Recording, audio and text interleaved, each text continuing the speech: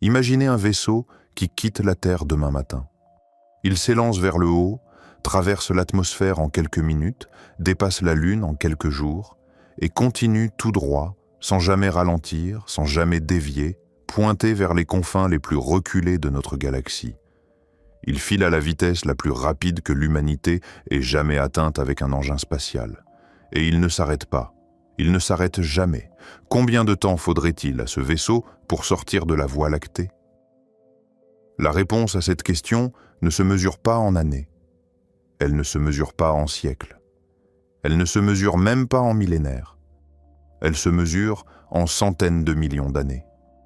Ce chiffre est si colossal qu'il dépasse la portée de tout langage humain ordinaire. Et pourtant, il est réel. Il repose sur des distances mesurées, des vitesses connues et une physique confirmée. Ce soir, nous allons explorer pourquoi ce nombre est si immense, pourquoi notre galaxie refuse de se laisser quitter facilement et ce que cela révèle sur la place véritable de l'humanité dans le cosmos. La première chose à comprendre, c'est que notre intuition nous trahit presque immédiatement. Quand on pense à un voyage, on imagine un point de départ et une destination, avec une route entre les deux. On monte dans un véhicule, on parcourt cette route et on arrive. C'est ainsi que fonctionnent tous les déplacements que nous connaissons, de la marche à pied jusqu'au vol transatlantique. Même les missions spatiales que nous avons accomplies jusqu'ici suivent cette logique. On envoie une sonde vers Mars, vers Jupiter, vers Pluton. Le trajet est long, parfois de plusieurs années, mais il reste conceptuellement simple. Un départ, un transit, une arrivée. La Voie lactée brise cette logique. Elle ne se comporte pas comme une route qu'on parcourt. Elle se comporte comme un océan sans rivage, un territoire si vaste qu'il transforme le voyage lui-même en quelque chose d'entièrement différent de ce que le mot « voyage » évoque habituellement. Pour mesurer l'ampleur du problème, commençons par les vitesses dont nous disposons. L'une des sondes les plus rapides jamais envoyées dans l'espace profond est Voyager 1, lancée en 1977. Elle se déplace à environ 17 km par seconde par rapport au Soleil. C'est une vitesse stupéfiante selon les standards humains. À cette allure, vous pourriez traverser la France entière en moins de 30 secondes. Vous pourriez faire le tour de la Terre en un peu plus d'une demi-heure. C'est un exploit technique remarquable, le fruit de décennies d'ingénierie et de physique appliquée. Mais dans le contexte de la Voie lactée, cette vitesse commence à rétrécir jusqu'à devenir presque dérisoire. Si cette exploration vous fascine, un simple like et un abonnement compteraient énormément pour nous et nous encourageraient à continuer. Car notre galaxie n'est pas un petit quartier d'étoiles. C'est une structure colossale. Un disque en rotation qui s'étend sur environ 100 000 années-lumière de diamètre. Et une année-lumière, rappelons-le, c'est la distance que la lumière parcourt en une année entière en se déplaçant à 300 000 km par seconde. Cela représente environ 9 500 milliards de kilomètres. 9 500 milliards pour une seule année-lumière, et notre galaxie en mesure 100 000 de diamètre. Les chiffres deviennent si grands qu'ils cessent de fonctionner comme des quantités et commencent à fonctionner comme des abstractions. L'esprit ne peut plus les saisir directement. Il ne peut que les comparer à d'autres choses pour tenter de leur donner un poids émotionnel. Alors, donnons-leur ce poids.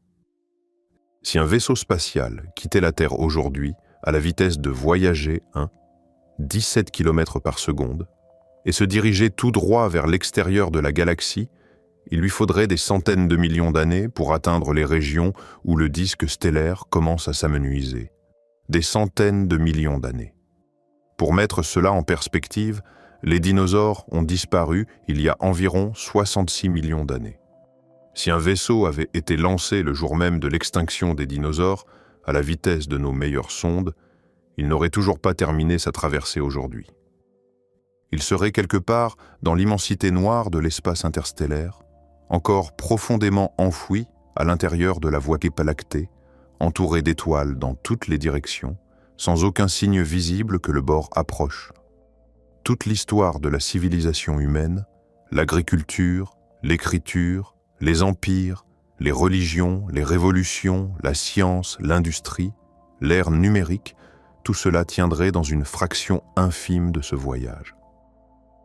Les pyramides d'Égypte, que nous considérons comme anciennes, auraient été construites et auraient eu le temps de s'effriter en poussière des milliers de fois avant que le vaisseau n'ait parcouru ne serait-ce qu'1% de la distance totale.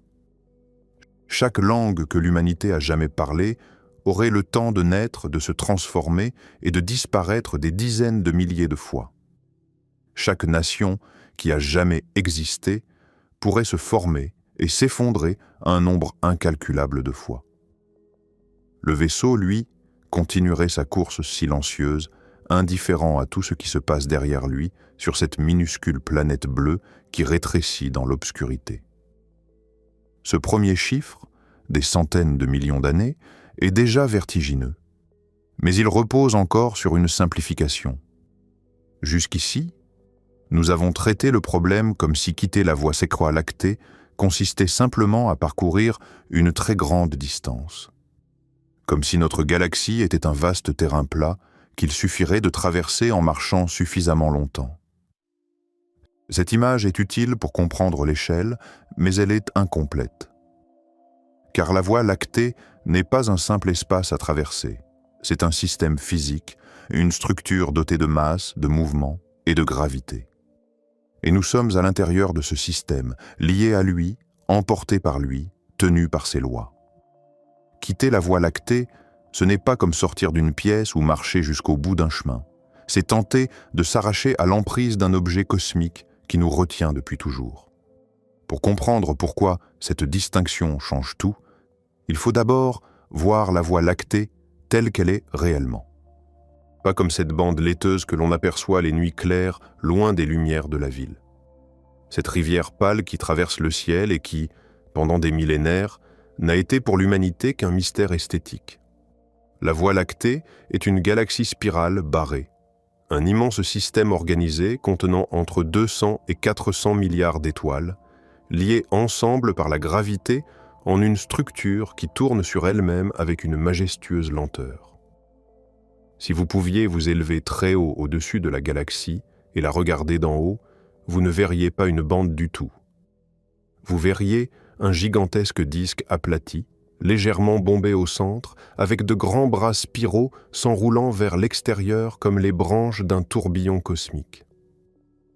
Ces bras ne sont pas des structures solides, ce sont des régions de densité plus élevée où les étoiles, le gaz et la poussière se concentrent, créant des zones de formation stellaire intense qui donnent à la galaxie son apparence gracieuse et structurée. Entre ces bras, l'espace est moins dense mais pas vide. Des étoiles, des nuages de gaz, des amas stellaires peuplent chaque recoin du disque. Au centre de tout cela se trouve une région plus épaisse et plus brillante, appelée le bulbe galactique. C'est le cœur de la Voie lactée, un amas dense d'étoiles anciennes, plus serrées les unes contre les autres que partout ailleurs dans la galaxie. Et au cœur même de ce bulbe se cache quelque chose d'encore plus extraordinaire, un trou noir supermassif dont la masse équivaut à environ 4 millions de fois celle de notre Soleil. Ce monstre gravitationnel ne dévore pas la galaxie entière comme on l'imagine parfois dans les représentations populaires, mais il marque le centre de rotation de tout le système. Chaque étoile de la Voie lactée, y compris notre Soleil, orbite autour de ce point central à des vitesses et des distances différentes, comme les grains de poussière dans un tourbillon d'eau à l'échelle cosmique. Mais la Voie lactée ne se limite pas à ce disque lumineux. Au-delà du disque visible, la galaxie possède une enveloppe bien plus vaste et bien plus discrète, le halo galactique. Cette région sphérique contient des amas globulaires, des concentrations denses et anciennes d'étoiles, du gaz chaud et surtout une quantité colossale de matière noire. La matière noire ne brille pas. Elle n'émet aucune lumière, aucun rayonnement détectable directement, mais elle exerce une gravité et cette gravité est énorme. On estime que la matière noire représente la plus grande partie de la masse totale de la Voie lactée. Ce qui signifie que la galaxie est bien plus grande, bien plus massive et bien plus profonde gravitationnellement que ce que son apparence lumineuse laisse supposer. C'est un point crucial. Quand nous parlons de quitter la Voie lactée, nous ne parlons pas seulement de dépasser les dernières étoiles visibles du disque. Nous parlons de nous extraire d'un puits gravitationnel creusé par des centaines de milliards d'étoiles, d'immenses nuages de gaz et d'une quantité de matière noire si vaste qu'elle redéfinit les frontières mêmes de ce que nous appelons la galaxie. La Voie lactée visible n'est que la partie émergée d'un iceberg cosmique. Le reste, invisible, silencieux, mais gravitationnellement impitoyable, s'étend bien au-delà. Notre position à l'intérieur de ce système est elle-même remarquable. Le système solaire ne se trouve pas au centre de la Voie lactée, dans cette zone dense et surpeuplée du bulbe. Il ne se trouve pas non plus à la périphérie extrême, dans les régions les plus clairsemées du sommet du disque. Nous sommes situés à environ 26 000 années-lumière du centre galactique, dans l'un des bras spiraux, le bras d'Orion, dans une zone de densité stellaire modérée. C'est une position intermédiaire, ni au cœur du tumulte, ni au bord de la solitude. Si l'on comparait la galaxie à une grande ville, nous ne vivrions ni au centre-ville, ni dans la dernière maison avant la campagne. Nous serions quelque part dans une banlieue tranquille, suffisamment loin du centre pour que la vie y soit calme, mais suffisamment à l'intérieur pour que la sortie de la ville représente encore un très long trajet. Cette position a des conséquences directes sur notre projet d'évasion galactique. Depuis notre emplacement, la distance jusqu'au bord visible du disque dans la direction la plus favorable est d'environ 20 à 30 000 années-lumière. Cela peut sembler plus modeste que le diamètre total de la galaxie, mais c'est une illusion de modestie. 20 000 années-lumière, c'est encore une distance si colossale que même la lumière, la chose la plus rapide de l'univers, mettrait 20 000 ans pour la parcourir.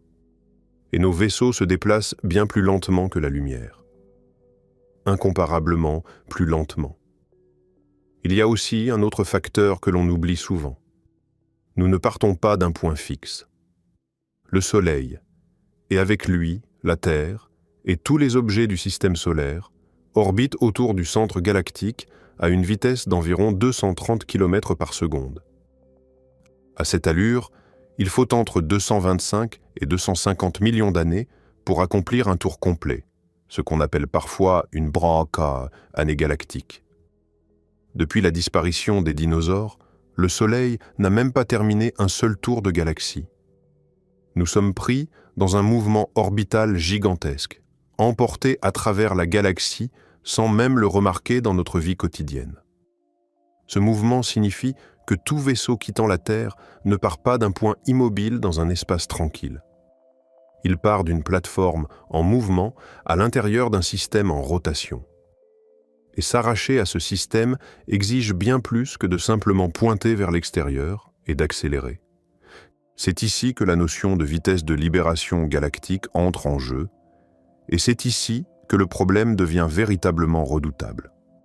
Tout le monde connaît l'idée de vitesse de libération à l'échelle de la Terre. Pour qu'une fusée quitte notre planète et ne retombe jamais, elle doit atteindre une vitesse d'environ 11 km par seconde.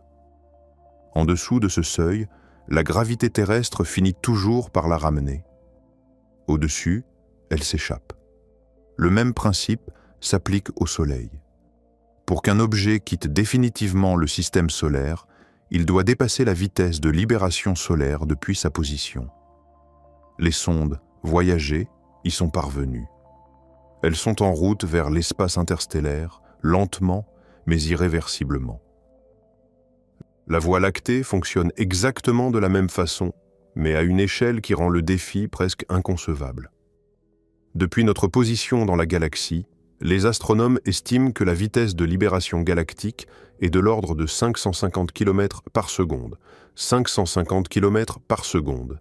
c'est la vitesse à laquelle un objet devrait se déplacer par rapport à la galaxie pour échapper définitivement à son emprise gravitationnelle, pour ne plus jamais être ramené, pour ne plus orbiter, pour ne plus appartenir au système. 550 km par seconde, cela signifie parcourir 33 000 km chaque minute. Cela signifie faire le tour de la Terre en un peu plus d'une minute. Cela signifie se déplacer à près de 2 millions de kilomètres par heure. Comparons maintenant ce chiffre à ce que l'humanité sait réellement faire. Voyager 1, notre ambassadrice, la plus lointaine dans l'espace profond, se déplace à environ 17 km par seconde. C'est à peine 3% de la vitesse nécessaire pour échapper à la Voie lactée. 3%. La sonde Parker Solar Probe, l'engin le plus rapide jamais construit par l'humanité, atteint des vitesses d'environ 190 km par seconde lors de ses passages les plus proches du Soleil. C'est impressionnant, mais c'est encore seulement un tiers environ de la vitesse requise. Et cette vitesse n'est atteinte que grâce à la chute contrôlée vers le Soleil, pas grâce à la puissance propre du vaisseau naviguant librement dans l'espace profond. L'écart entre ce que nous savons faire et ce que la galaxie exige n'est pas un petit fossé. C'est un gouffre. Et ce gouffre a des conséquences profondes sur la signification même du voyage. Car un vaisseau qui se déplace en dessous de la vitesse de libération galactique ne s'échappe pas. Peu importe la distance qu'il parcourt, peu importe le temps qu'il passe à voyager, s'il n'atteint pas ce seuil, il reste gravitationnellement lié à la Voie lactée. Il peut s'éloigner très loin des étoiles familières, traverser des régions de plus en plus sombres, voir le disque galactique rapetisser derrière lui, et pourtant demeurer captif du système. Comme un caillou lancé en l'air qui, même en montant très haut, finit toujours par redescendre si la force du lancer n'était pas suffisante. C'est la distinction fondamentale entre voyager loin et s'échapper véritablement. Un vaisseau qui s'éloigne du centre de la galaxie, sans atteindre la vitesse de libération, est comme une comète sur une orbite très allongée autour du Soleil. Elle voyage extraordinairement loin, parfois aux confins du système solaire, mais elle revient toujours. Elle appartient encore au système.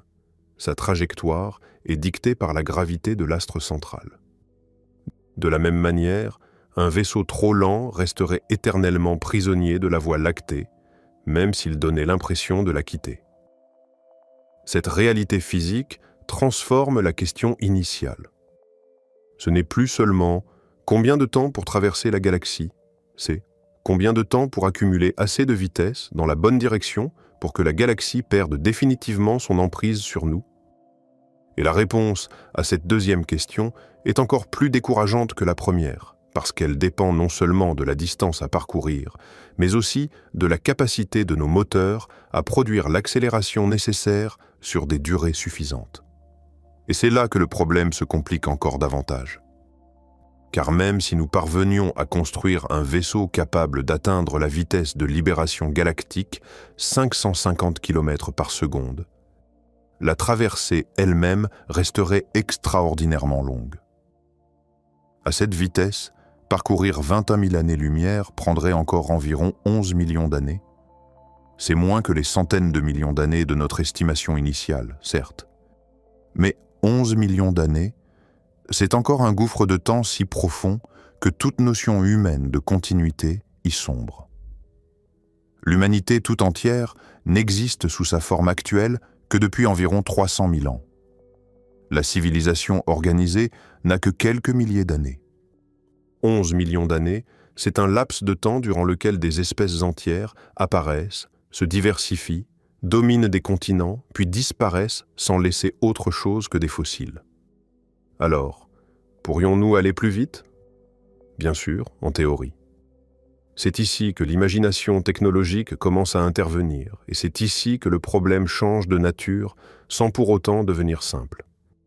Les systèmes de propulsion que nous utilisons aujourd'hui, essentiellement des moteurs chimiques, sont fondamentalement inadaptés au voyage interstellaire et a fortiori au voyage intergalactique. Un moteur chimique fonctionne en brûlant du carburant et en expulsant les gaz résultants à grande vitesse. Le principe est efficace pour quitter la Terre et naviguer dans le système solaire, mais il atteint ses limites fondamentales très rapidement dès que l'on envisage des distances plus grandes. Le problème central est ce qu'on appelle le paradoxe du carburant. Pour aller plus vite, il faut plus de carburant, mais plus de carburant signifie plus de masse, et plus de masse signifie qu'il faut encore plus de carburant pour accélérer cette masse supplémentaire. La relation est exponentielle, pas linéaire. Au-delà d'un certain point, ajouter du carburant ne fait qu'aggraver le problème au lieu de le résoudre. La propulsion nucléaire offre une amélioration significative. Un moteur nucléaire thermique qui chauffe un propergol en utilisant l'énergie d'un réacteur nucléaire peut atteindre des efficacités bien supérieures à celles des moteurs chimiques. Les études menées par la NASA dans les années 60 et 70, notamment le programme NERVA, ont démontré la faisabilité de ce type de propulsion. Mais même avec un moteur nucléaire, les vitesses atteignables restent loin du seuil nécessaire pour une évasion galactique dans un délai qui ne se mesure pas en millions d'années. La fusion nucléaire, si elle devenait un jour maîtrisable pour la propulsion, changerait considérablement la donne. Un moteur à fusion contrôlée pourrait en théorie atteindre des vitesses représentant quelques pourcents de la vitesse de la lumière. À 1% de la vitesse de la lumière, soit environ 3000 km par seconde, la traversée de 22 000 années-lumière ne prendrait que 2 millions d'années. C'est encore immense, mais c'est un ordre de grandeur en dessous de notre estimation initiale. Le problème, c'est que la fusion contrôlée pour la propulsion reste pour l'instant un objectif théorique. Nous ne maîtrisons pas encore la fusion de manière stable et durable sur Terre, et la transposer dans un moteur spatial compact et fiable représente un défi d'ingénierie qui pourrait prendre des décennies, voire des siècles, à résoudre. L'antimatière est encore plus prometteuse en termes d'énergie pure. Lorsque de la matière rencontre de l'antimatière, les deux s'annihilent en libérant une quantité d'énergie colossale, bien supérieure à celle de n'importe quelle réaction nucléaire. Un moteur à antimatière pourrait théoriquement propulser un vaisseau à des fractions significatives de la vitesse de la lumière. Mais les obstacles pratiques sont immenses. Nous ne savons produire de l'antimatière qu'en quantité infinitésimale, à des coûts astronomiques, et la stocker sans qu'elle entre en contact avec la matière ordinaire représente un cauchemar d'ingénierie que personne n'a encore résolu. Il y a aussi les concepts de propulsion par faisceau, où un vaisseau léger, une voile solaire ou une voile laser, serait poussé par un puissant faisceau d'énergie émis depuis une station fixe. Le projet Breakthrough Starshot, par exemple, envisage d'envoyer de minuscules sondes vers le système stellaire le plus proche en les accélérant à 20% de la vitesse de la lumière grâce à un réseau de lasers terrestres. À cette vitesse, la traversée jusqu'à Alpha du Centaure prendrait environ 20 ans. C'est révolutionnaire pour le voyage interstellaire à courte distance. Mais même à 20% de la vitesse de la lumière, traverser la galaxie entière prendrait encore 500 000 ans. Et ces sondes seraient minuscules, quelques grammes tout au plus, bien trop petites pour transporter un être humain ou même un équipement scientifique complexe. Le tableau qui se dessine est clair, chaque bond technologique raccourcit le voyage, mais aucun ne le rend court. La propulsion nucléaire réduit les centaines de millions d'années à des dizaines de millions. La fusion les réduit à des millions. L'antimatière, ou la propulsion par faisceau, pourrait les réduire à des centaines de milliers. Même à 10% de la vitesse de la lumière, une prouesse technique que rien dans notre technologie actuelle ne permet d'envisager pour un vaisseau de taille significative. La traversée prendrait encore 200 000 ans. C'est plus court que les centaines de millions d'années initiales, mais c'est toujours plus long que toute l'histoire de notre espèce. La Voie lactée ne se laisse pas dompter facilement. Chaque amélioration de la propulsion ne fait que déplacer le problème d'un registre à un autre. On passe de l'impossible géologique à l'impossible civilisationnel, puis de l'impossible civilisationnel à l'impossible biologique. Les chiffres deviennent moins écrasants, mais ils ne deviennent jamais ordinaires. La galaxie reste toujours plus grande que nos meilleurs outils, et cette disproportion est l'une des leçons les plus profondes que le cosmos ait à nous enseigner. Il faut aussi comprendre un aspect du voyage que les discussions sur la propulsion tendent à occulter, la navigation. Naviguer dans le système solaire est déjà un exploit de précision mathématique. Les sondes envoyées vers les planètes extérieures doivent exploiter des fenêtres de lancement précises, effectuer des corrections de trajectoire à des moments calculés au dixième de seconde et utiliser l'assistance gravitationnelle de planètes intermédiaires pour gagner la vitesse nécessaire sans épuiser leurs réserves de carburant. Chaque manœuvre repose sur une connaissance extrêmement fine des positions, des masses et des vitesses de tous les corps impliqués. Et même avec cette précision, des erreurs sont possibles. Des missions ont été perdues pour des raisons aussi prosaïques qu'une confusion entre unités métriques et impériales. Transposez maintenant ce défi à l'échelle galactique.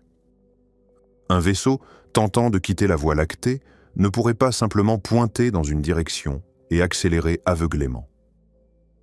Il devrait tenir compte du mouvement orbital du système solaire autour du centre galactique. Il devrait calculer la trajectoire optimale pour exploiter ou éviter les influences gravitationnelles des étoiles, des amas et des nuages de gaz qu'il traverserait en route. Il devrait anticiper les perturbations causées par la matière noire, dont la distribution est connue avec une précision encore limitée. Et tout cela sur des durées de voyage si longues que les erreurs d'arrondi dans les calculs initiaux pourraient se transformer en déviations de trajectoire de milliers d'années-lumière à l'arrivée. La communication avec la Terre, ou avec tout point d'origine, deviendrait rapidement problématique, puis impossible en termes pratiques. Les ondes radio se déplacent à la vitesse de la lumière. À une distance de 1000 années-lumière, un message envoyé depuis le vaisseau mettrait 1000 ans pour atteindre la Terre, et la réponse mettrait 1000 ans de plus pour revenir. Un échange de 2000 ans pour une seule question et sa réponse. À 10 000 années-lumière, ce serait 20 000 ans. Le vaisseau serait, pour toute fin pratique, coupé de tout contact avec son point d'origine, bien avant d'avoir atteint le bord de la galaxie. Il serait seul. Véritablement, absolument, irréversiblement seul. Cette solitude cosmique est un aspect du voyage qui mérite qu'on s'y attarde. Sur Terre, même les explorateurs les plus isolés de l'histoire, les navigateurs polynésiens traversant le Pacifique, les équipages des premières expéditions polaires, les astronautes des missions Apollo, savaient qu'un monde existait derrière eux. Ils pouvaient imaginer leur port d'attache, leur famille, leur civilisation continuant à vivre en leur absence. Et surtout, ils pouvaient espérer y revenir. Le retour était peut-être incertain, peut-être dangereux, mais il restait concevable. Pour les voyageurs galactiques, aucun retour ne serait possible. La Terre qu'ils auraient de quitter n'existerait plus sous la forme qu'ils connaissaient. Les langues qu'ils parlaient au départ auraient évolué au-delà de toute reconnaissance. Les nations, les cultures, les religions qu'ils portaient en mémoire auraient disparu et été remplacées des centaines ou des milliers de fois. Même s'ils parvenaient à faire demi-tour et à revenir, ce qui prendrait aussi longtemps que le voyage allait, ils arriveraient dans un monde plus étranger que tout ce qu'ils pourraient rencontrer dans l'espace interstellaire. Le retour serait un voyage dans un futur si lointain qu'il équivaudrait à arriver sur une planète totalement inconnue. Cette irréversibilité est l'un des aspects les plus profonds du voyage galactique. Elle transforme le départ en rupture définitive.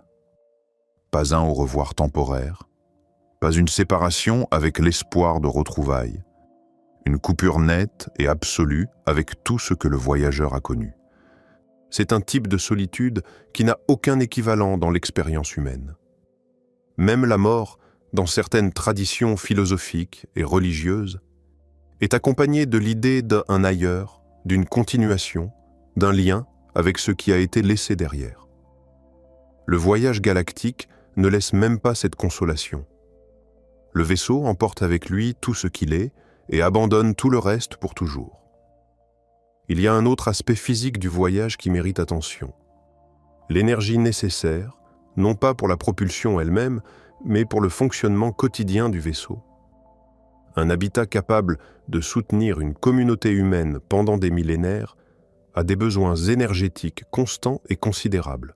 La lumière artificielle pour les cultures hydroponiques, le chauffage pour maintenir des températures viables dans le vide glacial de l'espace interstellaire, où la température ambiante est de quelques degrés au-dessus du zéro absolu. Le recyclage de l'atmosphère, la purification de l'eau, les systèmes médicaux, les systèmes de fabrication, les ordinateurs de navigation, les communications internes. Chaque aspect de la vie à bord consomme de l'énergie. Et cette énergie doit être produite de manière fiable et continue pendant toute la durée du voyage.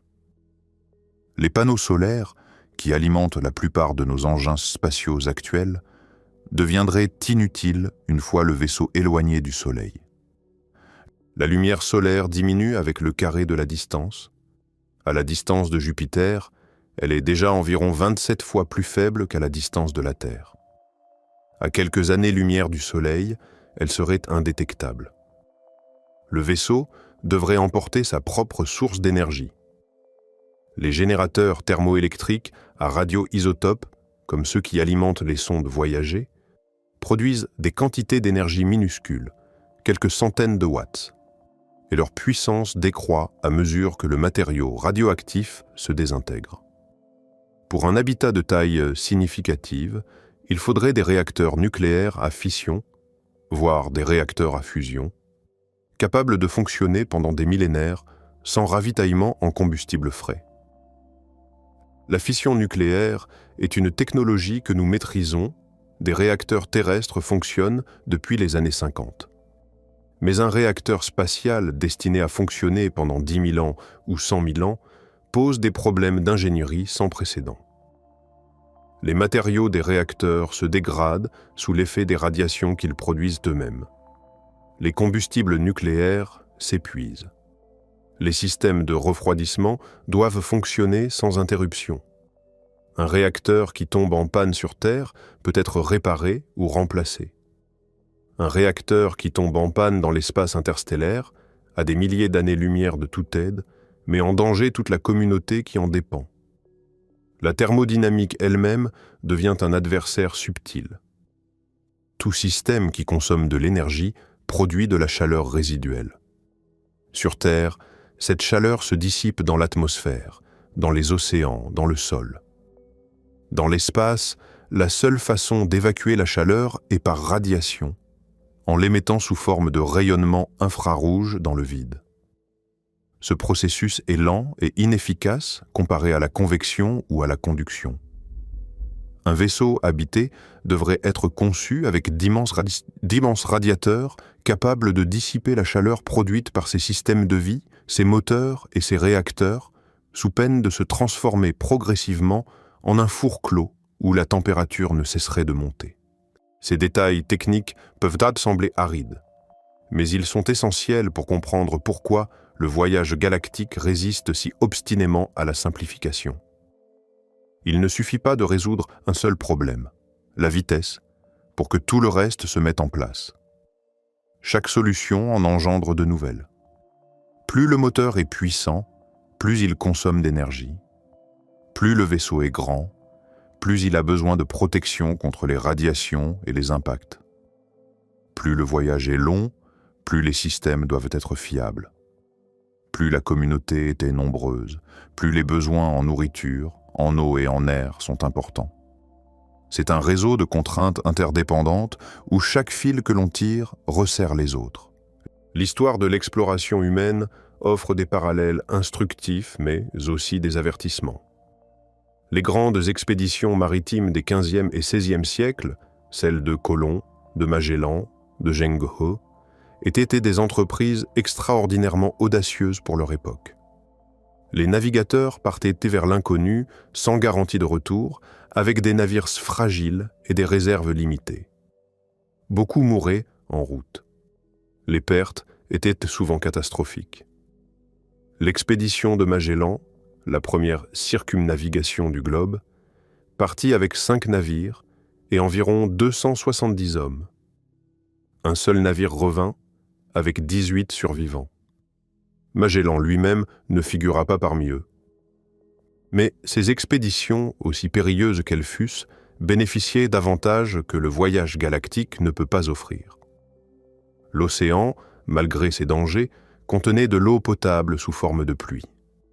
Il contenait de la nourriture sous forme de poissons. Il possédait des îles où l'on pouvait faire escale, se ravitailler et réparer les navires. Le vent fournissait une énergie gratuite et renouvelable. Et surtout, la Terre elle-même fournissait un environnement dans lequel les corps humains pouvaient survivre sans assistance technologique. L'air était respirable. La gravité était celle pour laquelle nos os et nos muscles avaient évolué. La température était, dans la plupart des régions, compatible avec la survie. L'espace interstellaire ne fournit rien de tout cela. Il n'y a pas d'air, pas d'eau, pas de nourriture, pas de gravité naturelle, pas de protection contre les radiations, pas de température viable et pas d'escale. Le vaisseau ne pourrait compter que sur lui-même. Tout ce dont les passagers auraient besoin, chaque molécule d'oxygène, chaque goutte d'eau, chaque calorie de nourriture, devrait être produit ou recyclé à bord. L'analogie avec les explorations maritimes est séduisante, mais elle masque une différence fondamentale. Les navigateurs terrestres exploraient un environnement hostile, mais habitable. Les voyageurs galactiques traverseraient un environnement fondamentalement incompatible avec la vie biologique dans lequel la moindre défaillance technique pourrait être mortelle. Mais supposons, pour le plaisir de l'exploration intellectuelle, que nous résolvions le problème de la vitesse. Supposons qu'un jour, dans un futur lointain, l'humanité parvienne à construire un vaisseau capable de se déplacer à une fraction significative de la vitesse de la lumière, disons 10%, et que ce vaisseau soit suffisamment grand et suffisamment bien équipé pour embarquer des passagers humains. Le voyage jusqu'aux confins de la galaxie prendrait alors environ 200 000 ans. C'est colossal. Mais au moins c'est dans le domaine du concevable pour une espèce qui pourrait un jour maîtriser des technologies que nous ne pouvons encore qu'imaginer. Le problème, c'est que la vitesse n'est pas le seul obstacle. Et une fois que le problème de la propulsion était résolu, ou du moins atténué, tout un ensemble de difficultés, jusque-là masquées par la question de la vitesse, commence à émerger avec une clarté brutale. L'espace interstellaire n'est pas un vide bienveillant à travers lequel on glisse sans effort. C'est un environnement hostile, subtil dans sa dangerosité, et d'autant plus traître qu'il paraît tranquille. Le premier danger, le plus immédiat et le plus physique, est le risque de collision avec des particules. À vitesse basse, l'espace entre les étoiles semble presque vide. Les atomes d'hydrogène qui le peuplent sont si dispersés, environ 1 par centimètre cube en moyenne, qu'ils ne représentent aucune menace perceptible. Mais à mesure que la vitesse augmente, même ces particules infinitésimales deviennent dangereuses. À 10% de la vitesse de la lumière, chaque atome d'hydrogène rencontré par le vaisseau frappe sa surface avec une énergie considérable. Un grain de poussière cosmique, même microscopique, impactant un bouclier à 30 000 km par seconde, libère autant d'énergie qu'un petit explosif. Sur un trajet de 200 000 ans, le vaisseau traverserait un nombre incalculable de ces particules. L'érosion cumulative des surfaces extérieures, les dommages au blindage, les micro-impacts répétés, tout cela constituerait un stress structurel permanent que les matériaux du vaisseau devraient endurer sans défaillir. Le deuxième danger est le rayonnement cosmique. L'espace est baigné de particules hautement énergétiques provenant de multiples sources.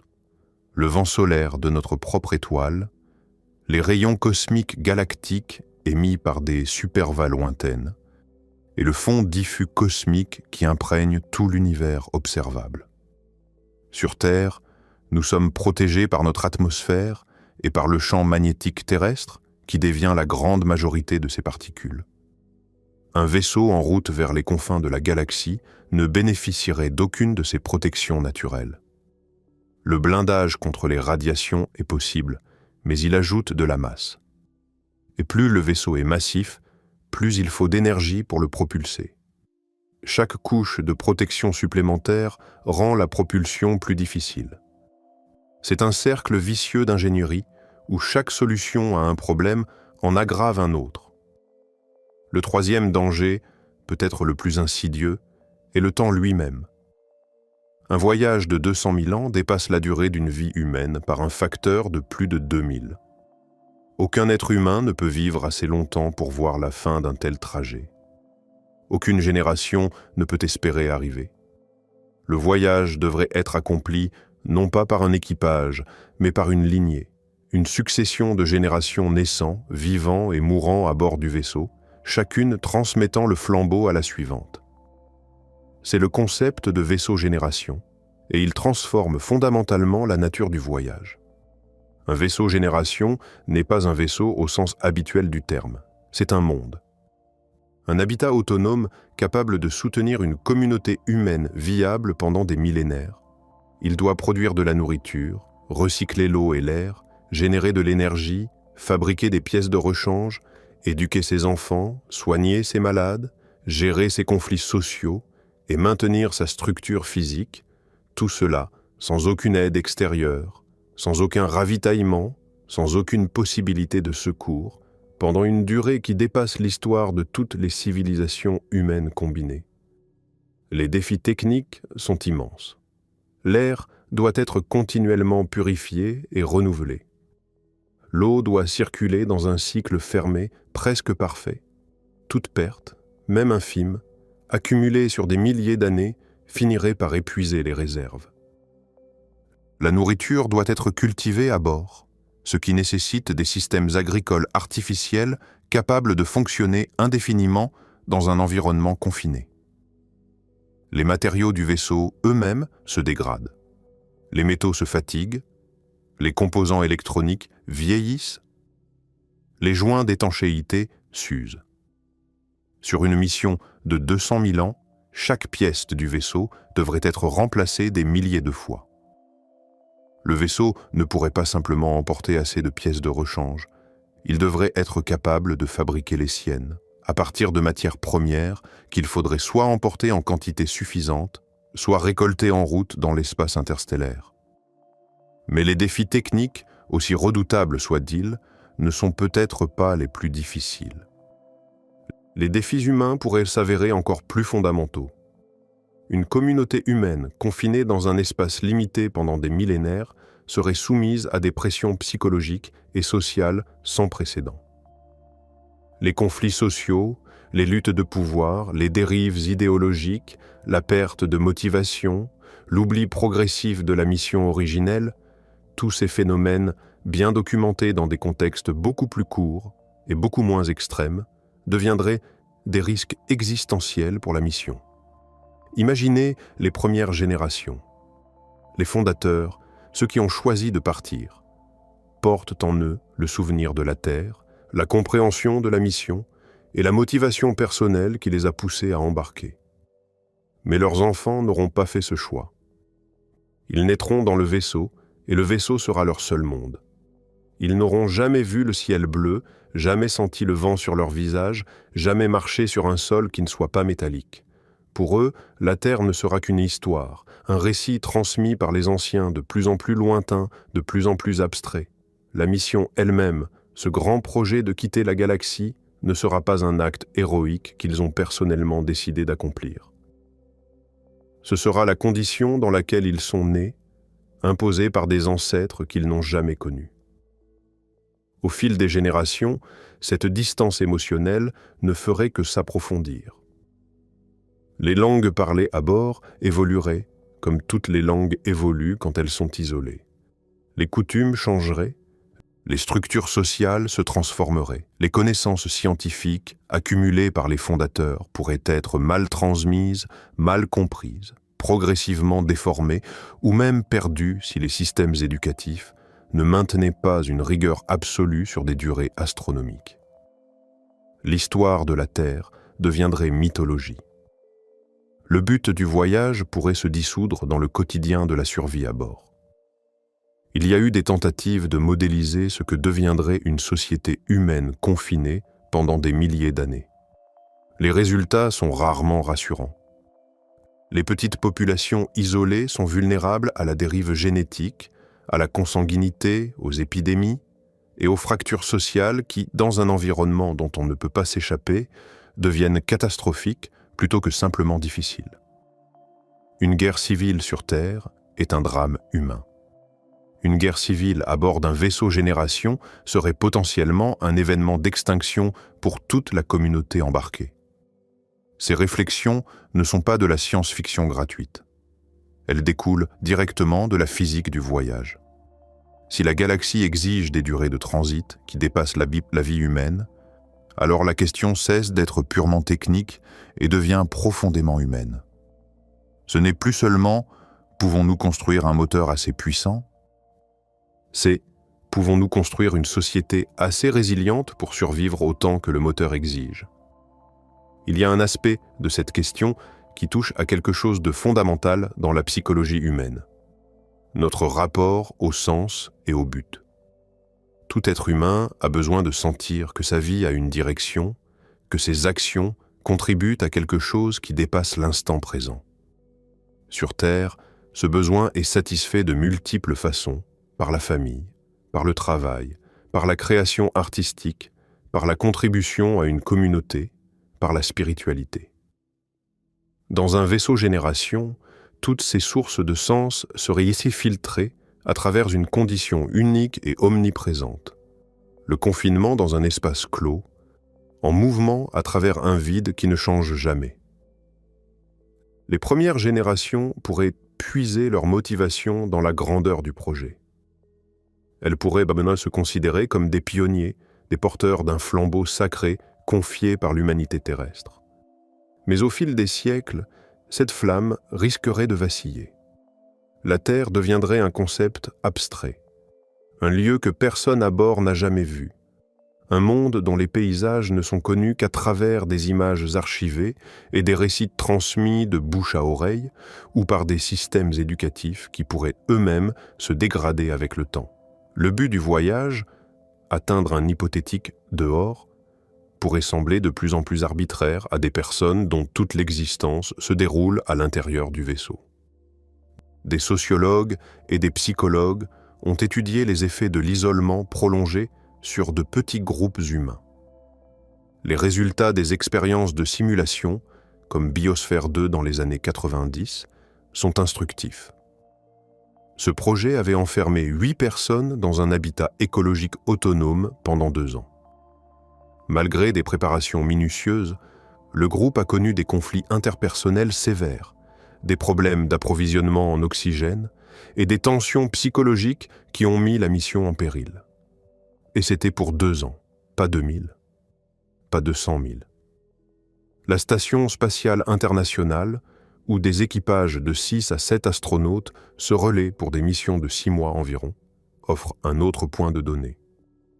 Les astronautes rapportent fréquemment des difficultés d'adaptation psychologique, des tensions interpersonnelles et un phénomène appelé l'effet de la 3e trimestre, une période de démotivation et de fatigue émotionnelle qui survient aux 2/3 environ de la mission. Ces effets sont gérables sur 6 mois, avec des communications quotidiennes avec la Terre et la perspective d'un retour prochain. Mais extrapolez-les sur des millénaires, sans aucune perspective de retour ni de communication externe, et les défis deviennent proprement vertigineux. La question de la taille minimale viable de la communauté embarquée est elle-même un sujet de recherche active. Les généticiens estiment qu'une population humaine a besoin d'au minimum plusieurs centaines d'individus. Certaines études suggèrent au moins 500, d'autres plus de 1000. pour maintenir une diversité génétique suffisante sur le long terme et éviter les problèmes liés à la consanguinité. Mais une population de cette taille nécessite un vaisseau considérablement plus grand, avec davantage de systèmes de support vital, davantage de nourriture, davantage d'espace habitable, davantage d'énergie. Le vaisseau grossit, et avec lui, les défis d'ingénierie, de propulsion et de maintenance. Et même si nous imaginions des solutions alternatives, l'hibernation prolongée, le transport d'embryons congelés destinés à être élevés par des intelligences artificielles, à l'arrivée, le téléchargement de conscience dans des supports numériques, chacune de ces options soulèverait ses propres questions éthiques, techniques et philosophiques, chacune aussi vertigineuse que le voyage lui-même. L'hibernation cryogénique, par exemple, suppose que nous sachions un jour geler un être humain vivant et le réveiller intact, un processus que la biologie actuelle ne permet absolument pas. La cristallisation de l'eau dans les cellules provoque des dommages irréversibles aux tissus. Les recherches sur la cryopréservation avancent, mais nous sommes encore très loin de pouvoir suspendre un organisme humain complet et le ressusciter. Le transport d'embryons congelés est techniquement plus envisageable.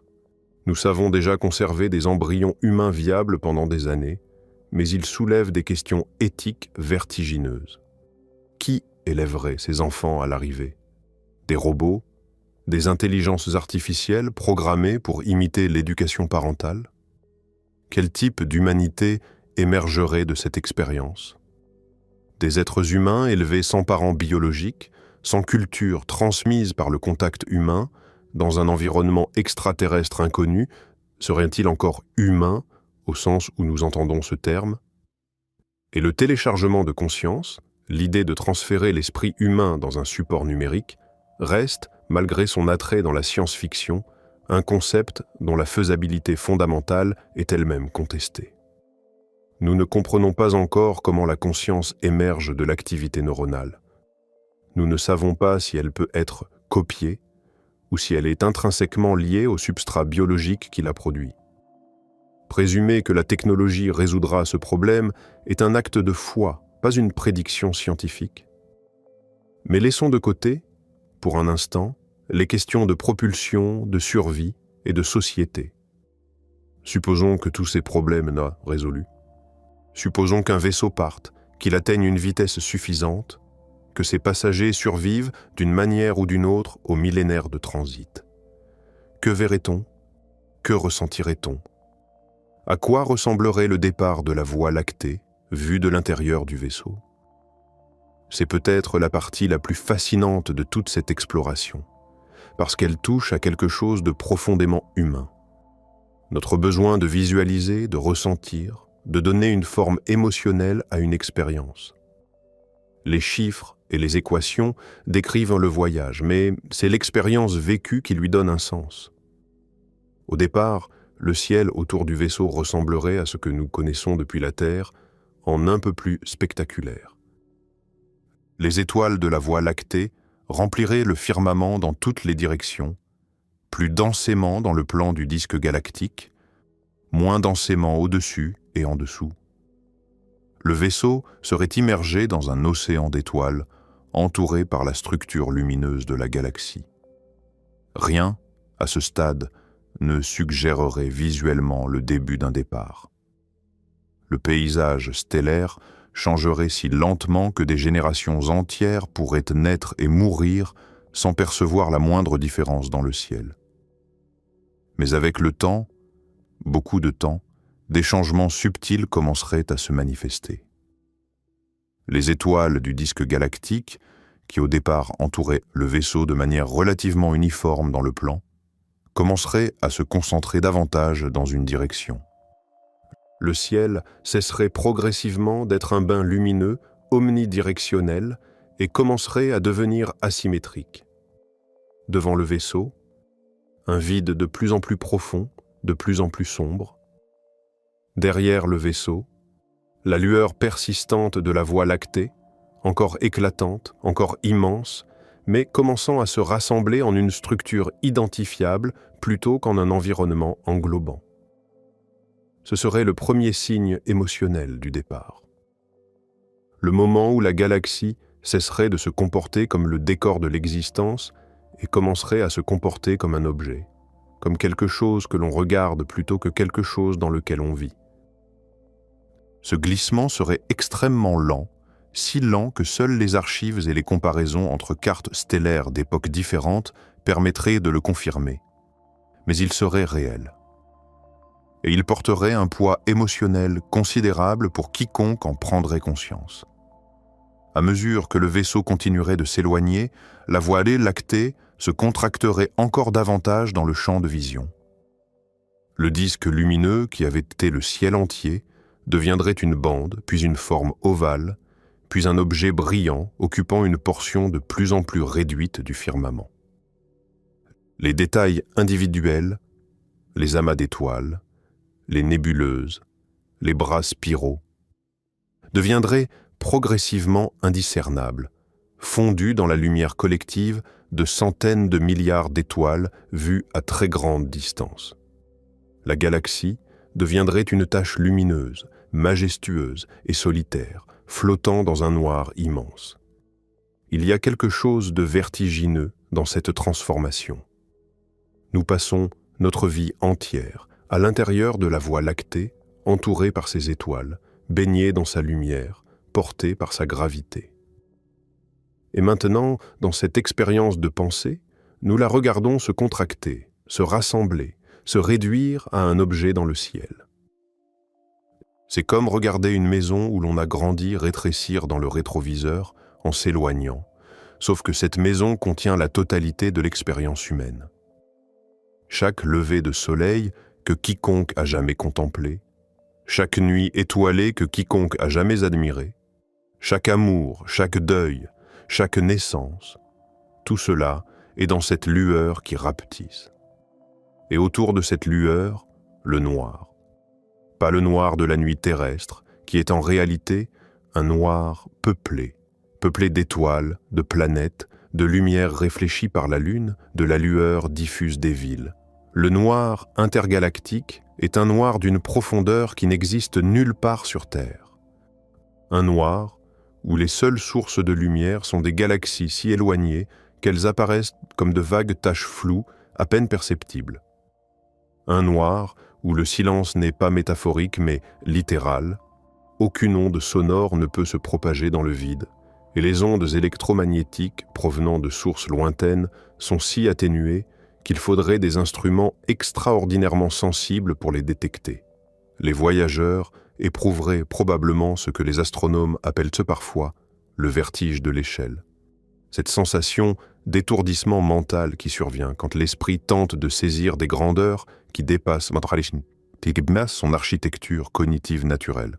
Nos cerveaux ont évolué pour traiter des distances de quelques kilomètres, des durées de quelques décennies, des populations de quelques centaines d'individus. Quand on les confronte à des milliers d'années-lumière, des millions d'années, des milliards d'étoiles, quelque chose dans le système cognitif commence à patiner. Les nombres cessent d'être des quantités et deviennent des symboles, des abstractions que l'on manipule intellectuellement sans les ressentir véritablement. Mais il y aurait aussi, peut-être, un sentiment de paix. Une paix étrange, née non pas du confort, mais de la clarté. Tout ce qui est superficiel, tout ce qui est trivial, tout ce qui encombre habituellement la conscience humaine, les soucis quotidiens, les ambitions mesquines, les conflits d'ego, tout cela paraîtrait absurde face à ce spectacle. La Voie lactée, vue de l'extérieur, enseignerait à ses enfants une leçon que rien d'autre ne pourrait enseigner, que tout ce que nous sommes est contenu dans un seul objet, que cet objet est magnifique et qu'il est infiniment petit comparé à ce qui l'entoure. Il n'y aurait probablement pas de moment dramatique de franchissement, pas de ligne dans l'espace marquant la frontière entre dedans et dehors. Pas de signal, pas de changement brusque dans l'environnement. La transition serait graduelle, comme un coucher de soleil qui ne finirait jamais, un long crépuscule cosmique s'étendant sur des millénaires. Un jour, Les cartographes du vaisseau regarderaient leur relevé et constateraient que les étoiles les plus proches dans la direction de la marche sont désormais des étoiles intergalactiques errantes, ou bien des amas globulaires du halo externe. La densité stellaire autour du vaisseau serait tombée à un niveau si faible que le mot « vide » commencerait à paraître approprié.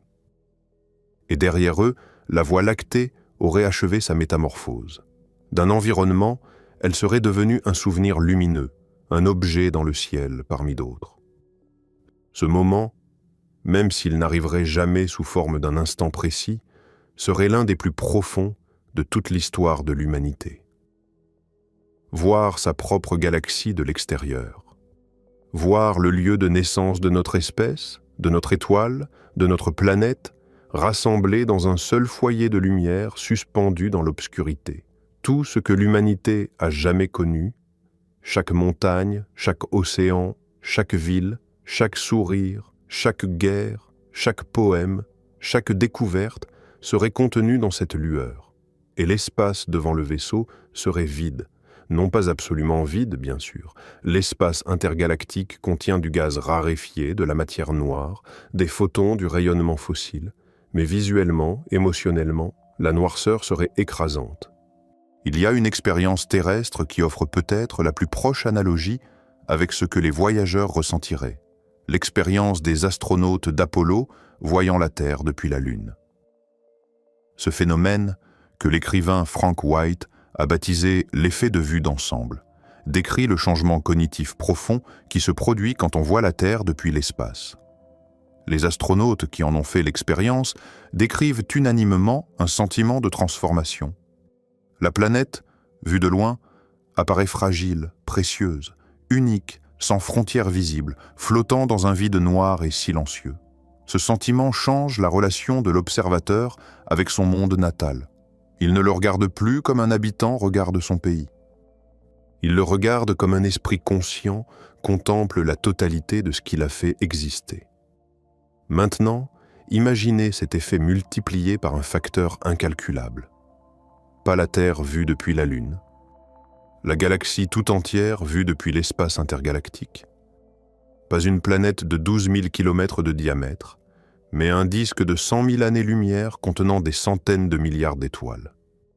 Pas un objet que l'on peut espérer rejoindre en 3 jours de voyage, mais un foyer de lumière dont on s'éloigne irréversiblement depuis des millénaires. L'émotion serait d'une nature que le langage humain n'a probablement pas encore les mots pour décrire. Ce serait à la fois le sommet de l'accomplissement. Nous l'avons fait, nous avons quitté la galaxie et l'abîme de la perte. Nous ne reviendrons jamais et tout ce que nous avons été est derrière nous, rapetissant dans l'obscurité. Les philosophes grecs avaient un mot pour un certain type de tristesse liée à la beauté. Le mot « nostalgie » en capte une partie, mais pas toute. Il faudrait un mot qui combine le sublime, ce sentiment d'être face à quelque chose de si vaste que l'esprit chancelle, avec le deuil, la conscience que ce qui a été quitté ne peut plus être rejoint. Les voyageurs galactiques vivraient probablement les deux simultanément, mêlés en une émotion unique que leur espèce n'avait jamais éprouvée auparavant, parce que leur espèce n'avait jamais été dans une position pareille. Et c'est ici qu'une réalité encore plus vaste s'imposerait. Car quitter la Voie lactée ne place pas le voyageur au bout de l'univers. Cela le place dans l'espace intergalactique, un domaine dont les dimensions font paraître la galaxie elle-même presque intime. La galaxie d'Andromède, notre plus proche grande voisine galactique, se trouve à environ 2 500 000 années-lumière. 2 500 000. Nous venons de passer des millénaires, ou des millions d'années, à traverser quelques dizaines de milliers d'années-lumière pour sortir de notre propre galaxie, et la prochaine grande escale est encore 100 fois plus lointaine. Les distances intergalactiques rendent les distances intragalactiques presque confortables par comparaison.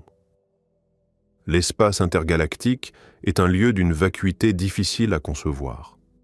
Si l'espace interstellaire, l'espace entre les étoiles au sein d'une galaxie, contient en moyenne environ un atome d'hydrogène par centimètre cube, l'espace intergalactique est encore bien plus vide, avec des densités de matière des centaines ou des milliers de fois plus faibles. C'est le vide le plus profond que l'univers naturel peut produire. Pas un vide parfait. La physique quantique garantit qu'un vide parfait n'existe pas. Mais un vide si poussé que si l'on pouvait y placer un capteur suffisamment sensible, il détecterait à peine quelques particules éparses noyées dans un bain de photons résiduels du Big Bang. La température de cet espace est d'environ 2,7 Kelvin, soit 2,7 degrés au-dessus du zéro absolu. C'est la température du fond diffus cosmologique, le rayonnement fossile laissé par les premiers instants de l'univers, dilué et refroidi par 13 milliards 800 millions d'années d'expansion cosmique. Un vaisseau flottant dans cet espace n'aurait pratiquement aucune source de chaleur externe. Il serait enveloppé dans un froid si profond qu'il défie toute comparaison terrestre.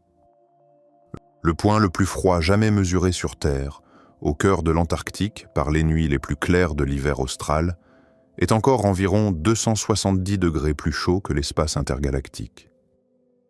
Et pourtant, malgré cette vacuité apparente, l'espace intergalactique n'est pas dépourvu de structure. Des observations récentes ont révélé l'existence de vastes filaments de gaz chaud reliant les galaxies entre elles, des ponts cosmiques de matière ionisée, si ténus qu'ils ont longtemps échappé à la détection, mais dont la masse cumulée est considérable. Ces filaments font partie de ce qu'on appelle la toile cosmique, la structure à grande échelle de l'univers, dans laquelle les galaxies ne sont pas dispersées au hasard, mais sont organisées le long de filaments et de feuillets, entourant de vastes bulles presque vides, appelées vides cosmiques. Le groupe local, dont notre galaxie fait partie, est un amas modeste d'une cinquantaine de galaxies, réparties sur environ 10 millions d'années-lumière. Andromède et la Voie lactée en sont les deux membres dominants, accompagnés de la galaxie du Triangle et d'un cortège de petites galaxies satellites, les nuages de Magellan, la galaxie naine du Sagittaire, la galaxie naine du Grand Chien et d'autres encore plus petites. Certaines de ces galaxies naines sont si peu lumineuses qu'elles n'ont été découvertes que récemment, cachées dans l'éclat de la Voie lactée comme des lucioles dans les phares d'une ville. Au-delà du groupe local s'étend l'amas de la Vierge, une concentration de plus de 1000 galaxies située à environ 54 millions d'années-lumière. Et au-delà de l'amas de la Vierge, des superamas, des filaments, des murs de galaxies, le grand mur, le mur des Hercule couronnes boréales, des structures si vastes qu'elles poussent les limites de ce que la cosmologie peut modéliser. L'univers observable contient environ 2000 milliards de galaxies, réparties dans un volume dont le diamètre dépasse 90 milliards d'années-lumière. Et cet univers observable n'est probablement qu'une infime fraction de l'univers total. Quitter la Voie lactée, dans ce contexte, serait comme sortir de son village et découvrir que le monde est infiniment plus grand que tout ce qu'on avait imaginé. Chaque nouveau pas vers l'extérieur révélerait une couche supplémentaire de complexité et de vastitude. Le voyageur ne trouverait pas de fin. Il ne trouverait que de nouvelles profondeurs. Et cette découverte, bien que vertigineuse, serait aussi la confirmation d'une intuition que l'humanité porte en elle depuis qu'elle a commencé à lever les yeux vers les étoiles. L'univers est plus grand que nous, infiniment plus grand. Et chaque fois que nous pensons avoir atteint ses limites, il se révèle plus vaste encore. La Voie lactée fait partie d'un petit groupe de galaxies, appelé le groupe local, qui contient une cinquantaine de galaxies de taille variée. Ce groupe local, lui-même, fait partie d'un superamas plus vaste, le superamas de la Vierge. Et ce superamas fait partie d'une structure encore plus grande, le superamas Laniakea, identifié en 2014, qui s'étend sur plus de 500 millions d'années-lumière et contient environ 100 000 galaxies. L'univers observable tout entier, c'est-à-dire la portion de l'univers dont la lumière a eu le temps de nous atteindre depuis le Big Bang, a un diamètre d'environ 93 milliards d'années-lumière. Et cet univers observable n'est probablement qu'une fraction d'un univers total qui pourrait être infiniment plus grand ou dont les limites réelles nous sont inaccessibles. Quitter la Voie lactée, dans ce contexte, n'est pas une fin. C'est un premier pas incroyablement modeste dans une hiérarchie de structures cosmiques qui s'emboîtent l'une dans les autres comme des poupées de Russes d'une taille inconcevable. Le voyageur qui aurait traversé la galaxie et émergé de l'autre côté n'aurait fait que quitter la première couche.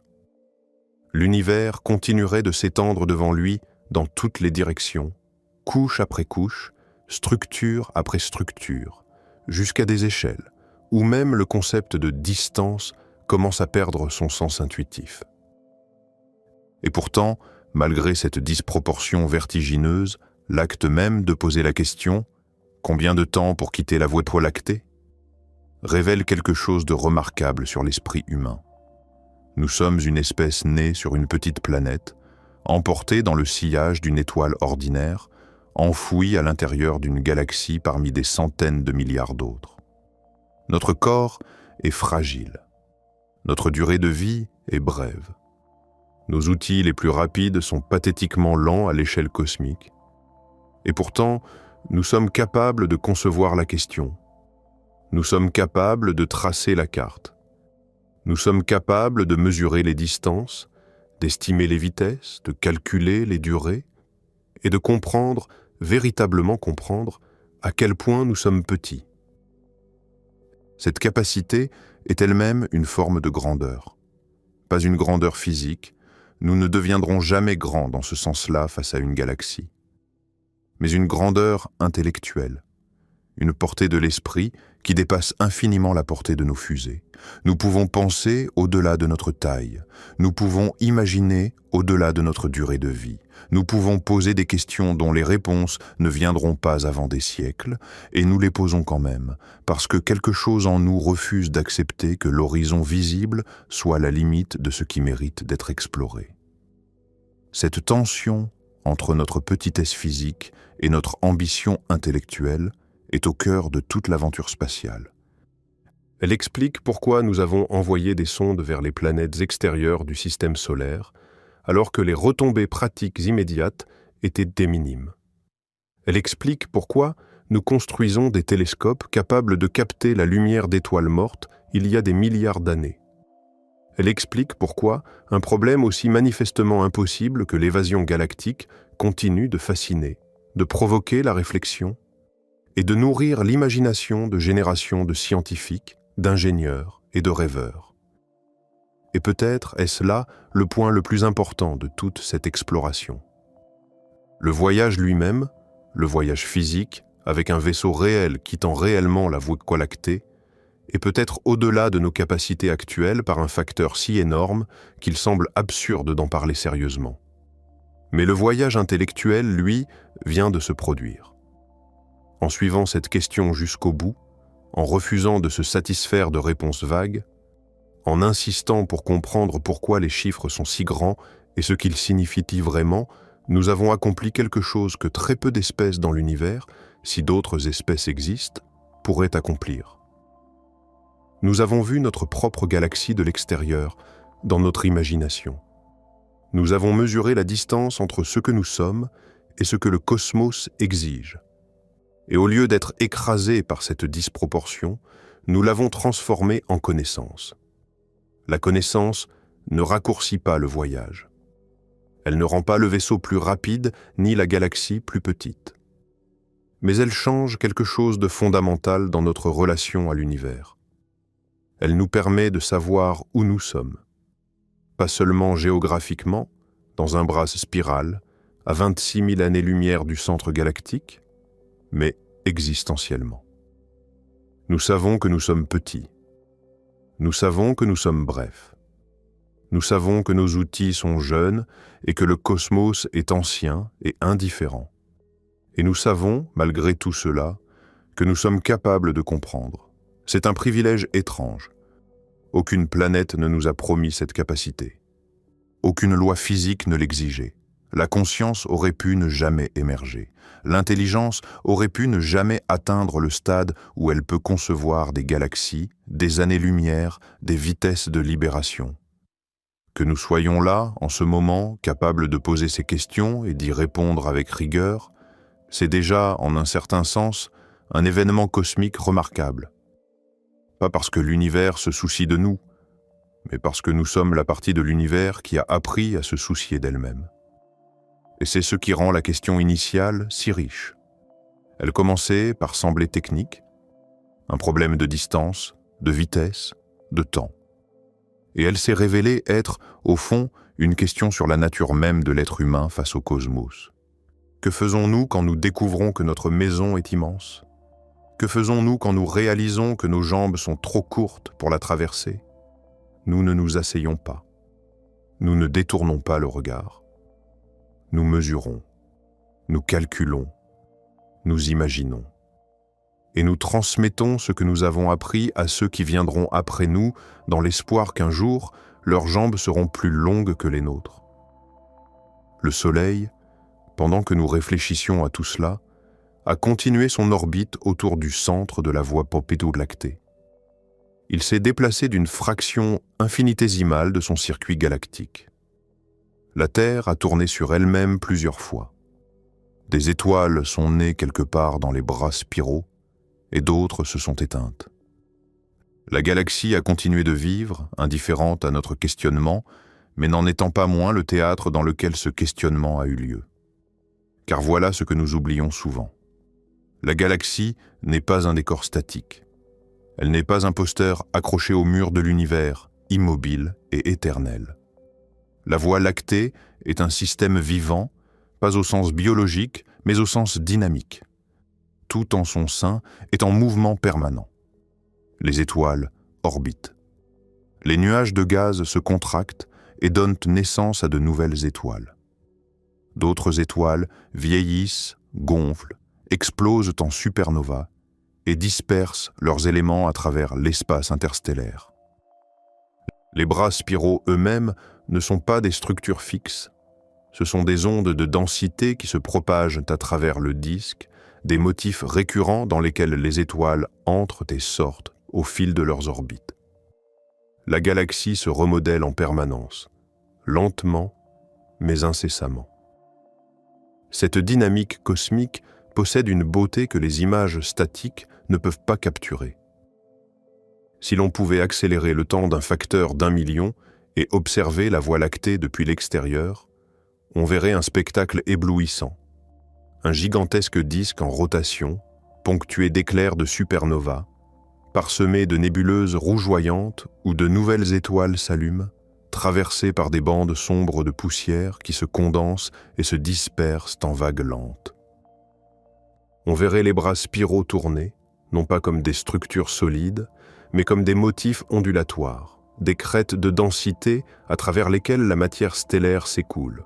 On verrait des amas globulaires plonger périodiquement à travers le disque depuis le halo, comme des satellites en orbite excentrique. On verrait le trou noir central, invisible à l'œil nu, mais trahi par les mouvements frénétiques des étoiles les plus proches, qui orbitent autour de lui à des vitesses de milliers de kilomètres par seconde. Ce ballet cosmique se déroule en permanence, à chaque instant, que nous le remarquions ou non. Et il se poursuivrait pendant tout le temps que durerait le voyage d'un vaisseau tentant de quitter la galaxie. Sur un voyage de 200 000 ans, sans parler de centaines de millions, le paysage galactique que le vaisseau traverse ne resterait pas identique à celui qu'il a quitté. Les constellations que les premiers voyageurs connaissaient se déformeraient progressivement. Les étoiles visibles dans le ciel arrière du vaisseau changeraient d'ordre de position les unes par rapport aux autres. Des étoiles qui étaient proches au départ s'éloigneraient. D'autres, invisibles au lancement, apparaîtraient. Le ciel, lui-même, serait un livre dont les pages se réécrivent en permanence, trop lentement pour qu'un œil humain le perçoive dans le cadre d'une vie, mais assez vite pour que les archives du vaisseau, consultées sur des millénaires, révèlent un univers en transformation constante. Et la galaxie subirait aussi des transformations à plus grande échelle. Des amas d'étoiles se formeraient et se disloqueraient. Des nébuleuses se condenseraient en nouvelles générations stellaires. Les trous noirs, au cœur des amas globulaires, poursuivraient leur lente croissance. Et dans quelques milliards d'années, un laps de temps comparable, rappelons-le, à la durée de notre voyage initial avec les technologies actuelles, la Voie lactée elle-même fusionnerait avec Andromède, notre grande voisine galactique, qui se rapproche actuellement de nous à environ 110 km par seconde. Cette collision, prévue dans environ 4 à 5 milliards d'années, redessinerait complètement la structure des deux galaxies, les fusionnant en une galaxie elliptique géante que les astronomes ont déjà surnommée Milcomède. Un vaisseau parti il y a des centaines de millions d'années avec les technologies actuelles n'arriverait peut-être même pas au bord de la galaxie avant que cette fusion ne commence. Il tenterait de quitter une galaxie qui, pendant son voyage, cesserait d'exister sous la forme dans laquelle il l'a connue. La cible elle-même se transformerait. Le bord qu'il vise changerait de position, de forme, de composition. Le vaisseau poursuivrait un fantôme, la mémoire d'une galaxie qui ne ressemblerait plus à celle qu'il a quittée. C'est une ironie cosmique d'une profondeur saisissante. L'univers ne se contente pas d'être immense. Il est aussi impermanent. Rien n'y reste fixe assez longtemps pour que nos plans les plus ambitieux puissent s'y ancrer confortablement. La galaxie que nous essayons de quitter est la même galaxie qui se remodèle sous nos pieds, ou plutôt sous notre trajectoire, pendant que nous essayons de la fuir. Le cosmos ne nous attend pas. Il ne fait pas de pause pendant que nous calculons nos itinéraires. Il continue son propre récit, à sa propre cadence, indifférent à nos projets. Cette réalité ne diminue pas la valeur de la question. Au contraire, elle la rend encore plus poignante, car elle révèle que notre désir de comprendre l'univers est toujours une course contre quelque chose, contre notre propre brièveté, contre l'immensité des distances et contre le flux perpétuel du changement cosmique. Nous essayons de saisir un univers qui ne cesse de couler entre nos doigts, et cette tentative, aussi futile qu'elle puisse paraître à l'échelle cosmique, est précisément ce qui nous définit comme espèce pensante. Revenons, avant de conclure, à la question originelle. Combien de temps faudrait-il pour quitter la Voie lactée ? La réponse comporte plusieurs couches, et chacune d'entre elles raconte une histoire différente. La première couche est purement physique.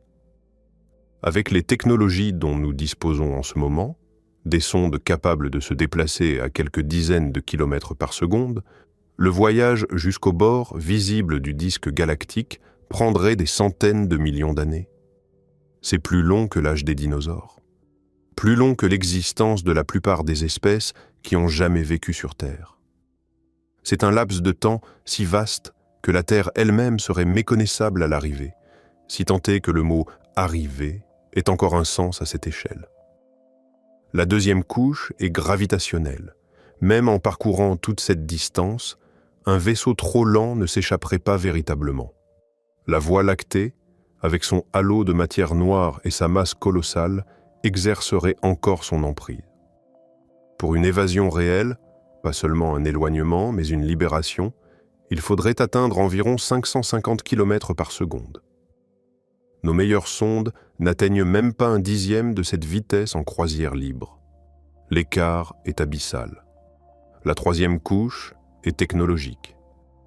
Des moteurs plus puissants, nucléaires, à fusion, à antimatière, à voile laser, pourraient réduire le voyage de centaines de millions d'années à des centaines de milliers, voire des dizaines de milliers. C'est un progrès spectaculaire, mais c'est toujours un laps de temps qui dépasse de très loin la durée d'une vie humaine et même la durée de toute civilisation connue. La quatrième couche est humaine. Un voyage de cette durée ne peut pas être accompli par un individu, ni même par une génération. Il exigerait la construction d'un monde autonome capable de soutenir une société humaine pendant des millénaires.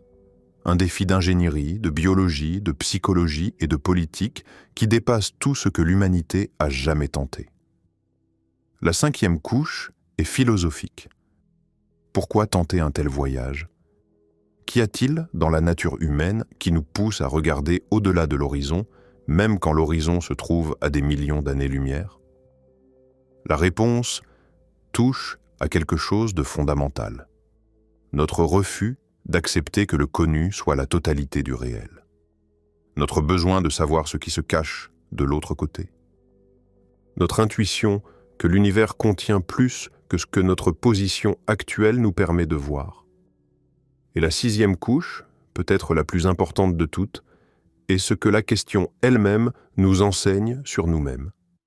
Car en posant cette question, en la suivant jusqu'au bout, en refusant de se contenter d'une réponse superficielle, nous avons fait quelque chose que les chiffres seuls ne peuvent pas mesurer. Nous avons étendu notre compréhension de notre propre place dans le cosmos. Nous avons vu, aussi clairement que l'imagination le permet, la disproportion entre ce que nous sommes et ce qui nous entoure. Et au lieu de nous détourner de cette disproportion, nous l'avons explorée. Nous l'avons transformée en savoir. Nous l'avons transformée en récit. La Voie lactée n'a pas rétréci pendant ce voyage intellectuel. Elle est exactement aussi vaste qu'elle l'était au début. Le vaisseau imaginaire que nous avons lancé dans notre esprit n'a pas avancé d'un seul centimètre réel, mais quelque chose a changé. Notre regard a changé. Notre compréhension s'est élargie. Nous savons maintenant, avec une précision que nous ne possédions pas auparavant, à quel point notre galaxie est immense, à quel point nos outils sont modestes, et à quel point le chemin vers l'extérieur est long. Et nous savons aussi autre chose.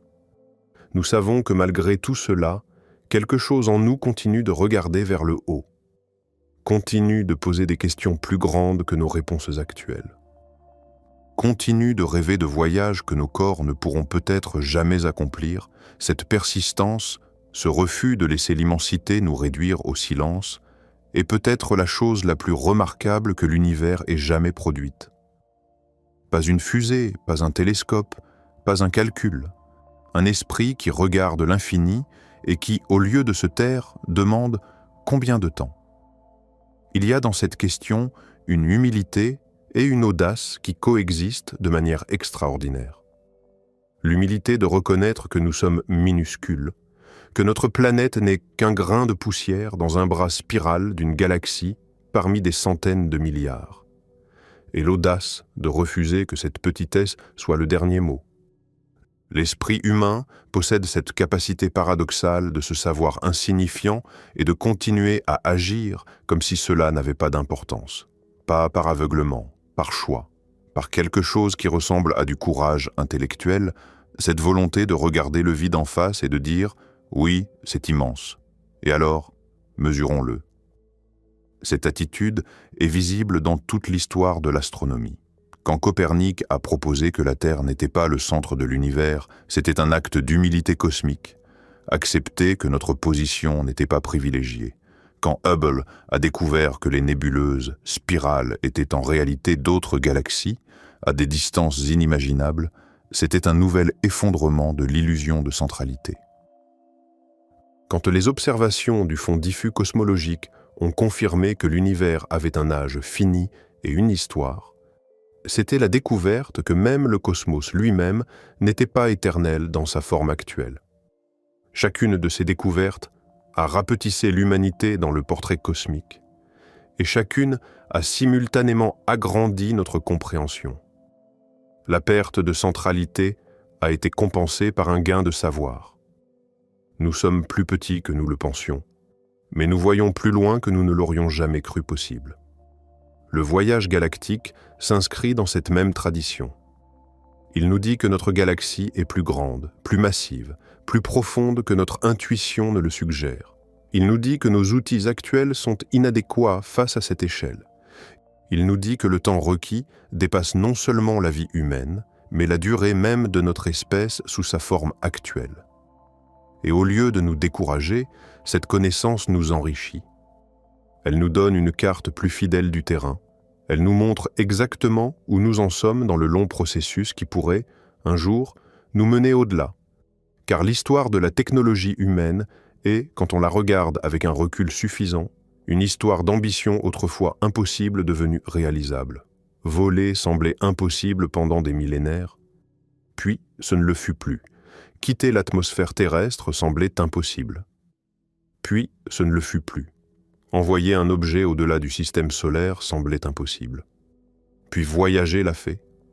Chacun de ces sauts a été précédé d'une longue période pendant laquelle le rêve paraissait absurde, séparé de la réalité par un gouffre technologique que rien ne semblait pouvoir combler. Et chaque fois, le gouffre a été comblé, non pas d'un seul coup, mais par l'accumulation patiente de connaissances, d'essais, d'erreurs et de percées. Cela ne signifie pas que le voyage galactique sera un jour réalisé. L'extrapolation, à partir des succès passés, n'est pas une garantie. Les barrières physiques qui séparent notre technologie actuelle de l'évasion galactique sont d'une nature fondamentalement différente de celles qui séparaient les frères Wright de la NASA. Il ne s'agit plus seulement d'ingénierie. Il s'agit de physique fondamentale, de limites imposées par la vitesse de la lumière, par la thermodynamique, par la mécanique gravitationnelle. Certaines de ces limites pourraient être infranchissables. La vitesse de la lumière, par exemple, semble être une limite absolue que rien dans l'univers connu ne peut dépasser. Si cette limite est réelle, et toutes les preuves expérimentales accumulées depuis plus d'un siècle confirment qu'elle l'est, alors le voyage galactique sera toujours assujetti à des durées minimales qui se mesurent en milliers ou dizaines de milliers d'années, même dans les scénarios les plus optimistes. Mais même cette contrainte ne ferme pas entièrement la porte. Elle la rend plus étroite, plus difficile à franchir, mais elle la laisse entrebâillée. Car si l'humanité, ou ce qu'elle sera devenue, apprend un jour à construire des vaisseaux capables de naviguer à des fractions significatives de la vitesse de la lumière, et si elle apprend à construire des sociétés capables de se maintenir pendant des millénaires dans l'espace, alors l'évasion galactique cesse d'être physiquement impossible. Elle reste extraordinairement difficile, mais elle entre dans le domaine du faisable théorique. Et dans l'histoire de la technologie, le faisable théorique a souvent fini par devenir le réalisé pratique, pour peu que suffisamment de temps et de motivation s'accumulent. Et peut-être qu'un jour, dans un futur si lointain qu'il nous est impossible de l'imaginer avec précision, des êtres qui portent encore en eux quelque chose de notre humanité, transformés par le temps, par la technologie, par l'évolution elle-même, accompliront ce voyage. Peut-être qu'un jour, quelqu'un regardera en arrière vers un foyer de lumière lointain et saura que c'est la Voie lactée, que c'est le lieu où tout a commencé, où une espèce fragile et curieuse, armée de rien d'autre que de sa curiosité et de ses mathématiques, a posé la question pour la première fois.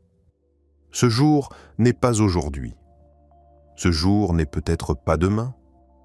Mais la question, elle, existe déjà. Et c'est la question qui ouvre le chemin. Pas le moteur, pas le carburant, la question. Car avant de quitter un lieu, il faut d'abord comprendre ce qu'il est.